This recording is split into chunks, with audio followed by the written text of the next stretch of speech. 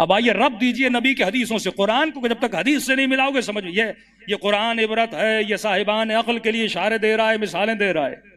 فرمایا ان الحسین مصباح الہدی، حسین مصباح ہے کس چیز کا؟ ہدایت کا۔ وَسَفِينَةُ النَّجَاةِ، مصباح بھی ہے، ہدایت بھی ہے، کشتی بھی ہے، نتیجہ یہ ہے کہ یہ تجھے نجات دلائے گا۔ مصباح روشنی، روشنی میں ہدایت ملتی ہے۔ مطلب حسین خود کشتی کو چلانے والے بھی ہیں، حسین خود راہ دکھانے والے بھی ہیں، اور حسین خود جنت تک پہنچانے والے بھی ہیں۔ تینوں چیزیں ہیں۔ ایک مرتبہ کشتی ہے پر نور نہیں، آپ کشتی میں سوار ہیں، کوئی روشنی نہیں، پتہ نہیں شرق کی طرف جانا ہے غرب کی طرف جانا ہے، لیکن اگر حسین کی کشتی میں سوار ہوگے تجھے پتہ ہے جانا کہاں ہے۔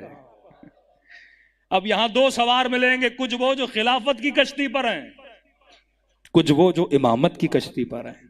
خلافت کی کشتی بھی بڑی اچھی ہے، لیکن سوال یہ اس میں مصباح ہے کہ نہیں؟ مصباح کا مطلب روشنی بھی ہے نا۔ آپ گاڑی پر بیٹھے ہیں، دھوپ اندھیرا ہے، گاڑی کے ہیڈ لائٹس کام نہیں کر رہے ہیں، تو آپ کو پتہ نہیں راستہ کہاں جانا ہے۔ تو حسین مصباح بھی ہیں، یعنی روشنی بھی رکھتے ہیں، کشتی بھی ہیں، اور وسیلہ یہ نجات بھی ہیں۔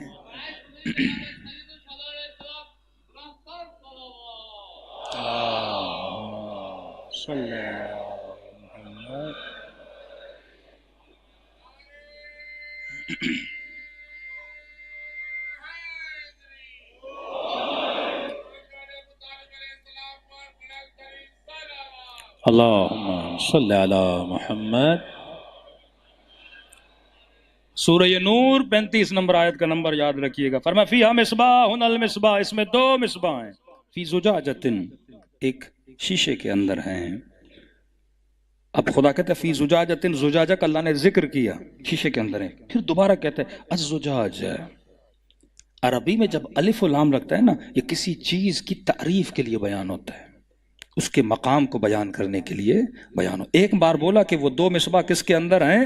ایک شیشے کے اندر ہیں، فانوس کے اندر ہیں۔ پھر کہا الزجاج، کیسا شیشہ ہے یہ، کیسا بہترین شیشہ ہے یہ، کأنہا کوکب دری، ایسا شیشہ ہے جیسے ایک چمکتا ہوا ستارہ۔ کہ معصوم فرماتے ہیں زجاجہ سے مراد ہماری ماں فاطمہ ہے۔ اللہ تعریف بیان کرے کأنہا کوکب دری، یہ کیسا شیشہ ہے جیسے آسمانوں میں ایک چمکتا ہوا ستارہ، من شجرۃ مبارکہ، یہ کس سے ہے؟ ایک مبارک شجر سے ہے۔ اب مبارک شجر کا ذکر خداوند متعال پھر کسی اور صورت میں حضرت ابراہیم کے لیے فرماتا کہ ابراہیم ہم نے تجھے برکت دی، کس کے ذریعے سے؟ مبارک شجر سے۔ ہم نے تجھے اسماعیل سے برکت دی، کس کے ذریعے سے؟ دو شجر ہے نا، شجر مبارکہ اور شجر ملعونہ۔ ایک وہ شجر، ایک وہ درخت جس پر اللہ کی لعنت ہے، دوسرا وہ درخت جس پر خدا نے کیا کی ہے؟ مبارک بولا ہے، جو بابرکت ہے۔ یہ انا اعطیناک الکوثر فصل لربک وانحر ان شانئک ھو الابتر۔ اے حبیب جو یہ مذاق اڑاتے تیری اولاد نہیں ہے، میں تیری نسل کو برکت دوں گا، لیکن تیری دشمن کی نسل کیا ہے؟ دم بریدہ ہے۔ یہ وہ شجر ہے جسے خدا نے کیا دی ہے؟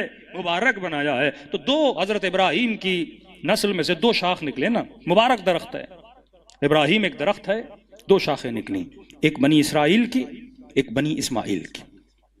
اب درخت میں شاخیں ہیں لیکن پھل نہیں ہیں۔ درخت مبارک کب بنتا ہے؟ جب پھلدار ہو۔ شاخیں بڑھتی جائیں بڑھتی جائیں بڑھتی جائیں پر اس میں پھل نہ ہو تو اس درخت کا کوئی فائدہ نہیں ہے۔ اس درخت کو خدا نے برکت دی کس سے؟ نسل بنی اسماعیل سے۔ اب عرب جب آگے بڑھنے لگے، یہاں بنی اسرائیل بنے یا بنی اسماعیل بنے، یا عرب بنے پھر کچھ عدنانی بنے، کچھ قریش بنے کچھ غیر قریش بنے، کچھ ہاشمی بنے کچھ غیر ہاشمی بنے۔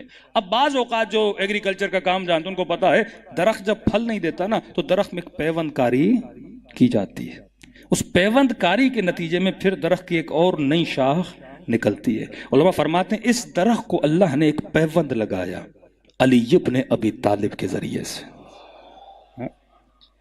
پھل نکلے حسن اور حسین کی صورت میں. اور پیوند کاری کے لیے بھی ضروری ہے.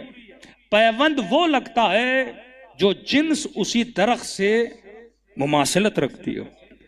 تبھی فرمایا یا علی انا و علی من شجر واحد، میں اور علی ایک ہی درخت سے ہیں. وسائر الناس من شجر شتا، لیکن جتنے دوسرے لوگ ہیں ان کا درخت مصطفیٰ کے درخت سے ملتا نہیں ہے. کبھی فرمایا میں تنا ہوں درخت کا، اور فاطمہ کیا ہیں؟ شاخ ہیں. اس شاخ میں پیوند کاری ہوئی اور پھل کس صورت میں نکلے؟ حسن اور حسین کی صورت میں نکلے. صلوات پڑھے محمد و آل محمد.